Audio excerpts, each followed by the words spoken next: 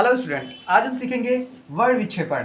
कक्षा 10 का विज्ञान अध्याय नंबर 11 मानव नेत्र तथा रंग बिरंगा संसार का ये एक इम्पॉर्टेंट टॉपिक है। बहुत ही इम्पॉर्टेंट टॉपिक है, जैसा कि पिछली क्लासेस में हमने बताया था।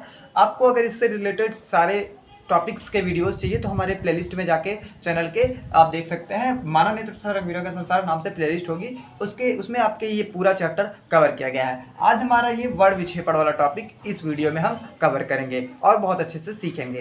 क्लास 10 के बोर्ड एग्जाम के लिए ये टॉपिक बहुत इंपॉर्टेंट है, मैं बताता चलूँगा आपको। तो वर्ड विक्षेपण क्या होता है, इसमें क्या क्या होता है, सभी चीज़ देखते हैं। तो welcome back to my channel master classes. My name is Talib और आप देख रहे हो master classes YouTube channel. Word विक्षेपण, जब श्वेत प्रकाश, श्वेत का मतलब होता है सफ़ेद, ओके, दिक्कत नहीं है, सफ़ेद प्रकाश को, ठीक है। जब श्वेत प्रकाश किसी पारदर्शी माध्यम, जिसको प्रिज्म मैंने नाम दिया है, से गुजरता है तो वह 7 अलग अलग रंगों में बढ़ जाता है। इसे ही वर्ड विक्षेपण कहते हैं। तो जैसा कि आप समझ पा रहे होंगे कि जब ये हमारा श्वेत प्रकाश प्रिज्म से टकराता है तो प्रिज्म से क्या होता है कि ये जो पारदर्शी माध्यम, प्रिज्म एक पारदर्शी माध्यम होता है जिसमें टकराने के बाद ये 7 अलग अलग रंगों में बढ़ जाता है। जैसा कि मैंने यहाँ पे नेम दे दिया है 7 रंगों का। देखिए, क्योंकि हमारे पास जो है वो अलग अलग 7 कलर्स के मार्कर नहीं है, नहीं तो मैं 7 कलर से आपको दिखाता बना बना के, रेड को रेड। अब इसलिए मेरे पास 7 मार्कर्स नहीं है, तो क्या किया हूँ, मैंने उसका नाम लिख दिया है। आप समझ सकते हो इस नामों से कि आर से रेड बोला मैंने, O for orange, Y for yellow, G for green, B for blue, I for indigo, V for valid. तो इस तरह से ये 7 रंग होते हैं। और इसको याद करने का तरीका ये है कि इसमें आप एक वर्ड याद रखेंगे, वी आई, इधर से नीचे से V I B G Y O R, जिसको बोलते हैं विबग्योर। ये एक वर्ड अगर आप याद रखेंगे तो इस एक वर्ड में 7 रंगों का नाम है। आप इन 7 रंगों का नाम बेस अच्छे से सीख सकते हैं, ठीक है, याद कर सकते हैं। इस एक वर्ड को याद रखेंगे आप तो 7 रंग हो जाएगा इसमें। वैलिड मीन्स होता है बैगनी, इंडिगो मीन्स आसमानी, ब्लू मीन्स नीला, G for green, green means हरा, येलो मीन्स पीला, ओ फॉर ऑरेंज मीन्स नारंगी, रेड फॉर लाल।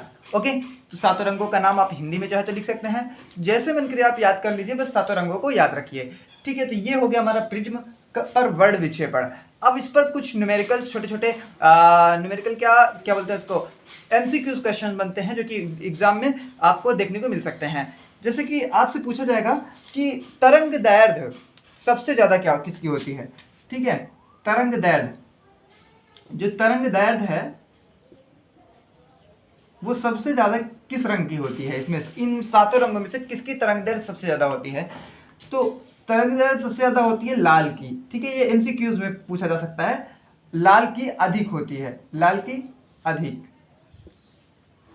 और बैगनी रंग की, देखो सबसे ऊपर वाला ये रंग और ये रंग 2 इंपॉर्टेंट रंग हैं, इसलिए इन दोनों से एमसीक्यूज ज़्यादा बनते हैं। लाल रंग की तरंग दैर्ध्य अधिक होती है, बैगनी रंग की कम होती है। इन 7 रंगों में सबसे कम बैगनी की होती है। ये 2 एमसीक्यूज बन सकते हैं। इसके अलावा इसी का एकदम विपरीत अपवर्तनांक पे रिलेटेड बन सकता है। तरंग दैर्ध्य सबसे अधिक लाल की होती है और अपवर्तनांक सबसे अधिक बैगनी का होता है। अपवर्तनांक, ये दूसरा एमसीक्यूज बन सकता है इस पर कि अपवर्तनांक किस रंग का सबसे अधिक होता है। जिसकी तरंग दैर्ध्य सबसे अधिक होती है उसका अपवर्तनांक सबसे कम होता है। तो लाल का जो अपवर्तनांक है वो कम होता है, लाल का अपवर्तनांक कम। इसको आप साइड में कहीं पे लिख लेना, लाल का अपवर्तनांक कम होता है। और बैगनी का जो अपवर्तनांक है वो अधिक होता है, बैगनी का अपवर्तनांक अधिक होता है। क्यों अधिक होता है, देखो ये बैगनी रंग का जो तरंग दैर्ध्य है वो कम होती है, लेकिन अपवर्तनांक इसका अधिक होता है, ठीक है। दोनों एक दूसरे का अपोजिट्स हैं, इसलिए याद करने में थोड़ी सी दिक्कत हो सकती है। तो आप एक याद रखें, लाल रंग की तरंग दैर्ध्य अधिक होती है और बैगनी कम होती है, तो उसी का उल्टा कर देना तो अपवर्तनांक बन जाएगा, ठीक है। अच्छा, ये जो प्रिज्म 7 रंगों में बटना, ये क्यों बट रहा है, क्योंकि सभी रंगों के लिए क्या होता है, अपवर्तनांक अधिक अलग अलग होता है, ठीक है। सभी रंगों का अपवर्तनांक अलग अलग होता है, प्रिज्म से टकराने के बाद वो 7 रंगों में इसलिए बढ़ जाता है, ठीक है। अब आओ इस पर हम कुछ बातें और सीख लेते हैं। जैसे आपको यहाँ पे दिख रहा होगा कि मैंने 7 रंग लिखे, लेकिन इसमें 2 कलर आपने और सुना होगा नाम, एक ब्लैक यानी कि काला का और एक वाइट यानी कि सफ़ेद का। काला और सफ़ेद रंग कैसे होते हैं, इसके पहले मैं आपको एक बात और बता दूं आपको। जैसे हमको कोई वस्तु लाल दिखाई दे रही है, जैसे हमारा ये मार्कर का कैप है वो लाल दिखाई दे रहा है, तो ये लाल क्यों दिखाई दे रहा है। ये काले की बात अभी करेंगे, ये नीला दिखाई दे रहा है, ये इसकी कैप नीली दिखाई दे रही है, तो नीली क्यों दिखाई दे रही है इसकी कैप? कभी सोचा है? देखो मैं समझाता हूँ। पहले ऐसे माना जाता था, कुछ लोगों ने ऐसे कहा कि क्या होता है कि कोई चीज़ हमारी आंखों से निकलती है, वो वस्तु पे टकराती है और फिर से आती है हमारी आंखों में, तो हमको वो वस्तु नीली, सफ़ेद, काली जो भी हो दिखाई देती है। हालांकि ये गलत है, ऐसा नहीं होता है। होता कैसा है? प्रकाश आता है हमारी आंखों में, फिर से प्रकाश आता है पहले किसी वस्तु पर। तो पहले मान लो मैं रेड की बात करता हूँ, ये रेड कलर पर सारा प्रकाश आया, श्वेत प्रकाश। प्रकाश कैसा है? श्वेत प्रकाश है, श्वेत प्रकाश, सफेद प्रकाश इस पर आया। इस वस्तु ने सारा प्रकाश अवशोषित कर लिया, केवल एक रंग का प्रकाश अवशोषित नहीं कर पाया, क्योंकि श्वेत प्रकाश में आपको पता है, श्वेत प्रकाश में 7 रंग होते हैं। उन 7 रंगों को इसने अवशोषित कर लिया। केवल एक रंग ऐसा था जो कि लाल था, उसको अवशोषित नहीं कर पाया। तो उसको अवशोषित नहीं कर पाया और उसको क्या कर दिया? उसको परावर्तित कर दिया। तो ये इस पर से टकरा कर सारा प्रकाश तो अवशोषित हो गया, बस एक प्रकाश यहाँ से टकरा कर हमारी आंखों में जा रहा है, इसीलिए वो लाल रंग वाला जो प्रकाश है वो हमारी आंखों में जा रहा है, तो हमको ये वस्तु लाल दिखाई दे रही है।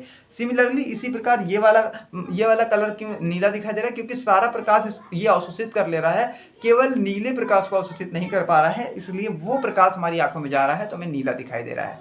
ठीक है। सफ़ेद क्या होता है भैया? सफ़ेद, जैसे ये बोर्ड आप देख पा रहे होंगे, सफ़ेद वाइट कलर, इसमें सारा प्रकाश जितना भी आ रहा है, सारा क्या हो रहा है? एक भी प्रकाश इसमें अवशोषित नहीं हो रहा है, सारा प्रकाश क्या हो जा रहा है? हमारी आंखों तक पहुंच जा रहा है। ऐसे कोई जब प्रकाश इस पर आ रहा है, इस पर टकरा के जितना भी प्रकाश है, सारा प्रकाश वापस चला आ रहा है। तो जब 7 प्रकाश वापस चला आ रहा है, तो 7 प्रकाश को बोलते क्या है? श्वेत प्रकाश। तो इसीलिए हमको ये वस्तु क्या दिखाई दे रही है? सफ़ेद दिखाई पड़ रहा है। ये बोर्ड क्या दिखाई पड़ रहा है? सफ़ेद। अच्छा, ये ब्लैक क्यों दिखाई पड़ रहा है? ब्लैक इसलिए दिखाई पड़ रहा है क्योंकि 7 रंगों का प्रकाश क्या हो रहा है? इसमें अवशोषित हो जा रहा है। जब 7 प्रकाश अवशोषित हो जा रहा है, तो मतलब हमारी आंखों तक कुछ नहीं पहुंच रहा, हमारी आंखों तक कोई भी प्रकाश नहीं पहुंच रहा। जब हमारी आंखों तक कोई प्रकाश नहीं पहुंच रहा है, तो वही जो कोई प्रकाश नहीं पहुंच रहा है, इसलिए हमको वस्तु काली दिखाई दे रही है।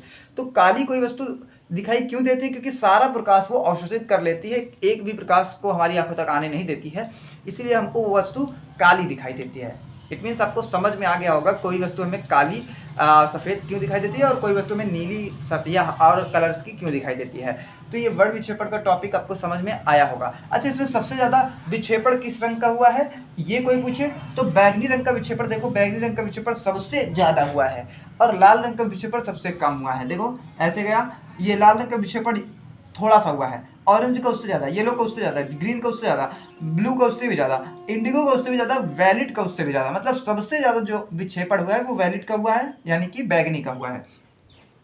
और रेड का यानी कि लाल का जो विक्षेपण है वो सबसे कम हुआ है। तो ये भी बात आप याद रखें। ठीक है, तो ये टॉपिक यहीं पे होता है ख़त्म। आपको समझ में आया होगा, उम्मीद करता हूँ बहुत अच्छे से।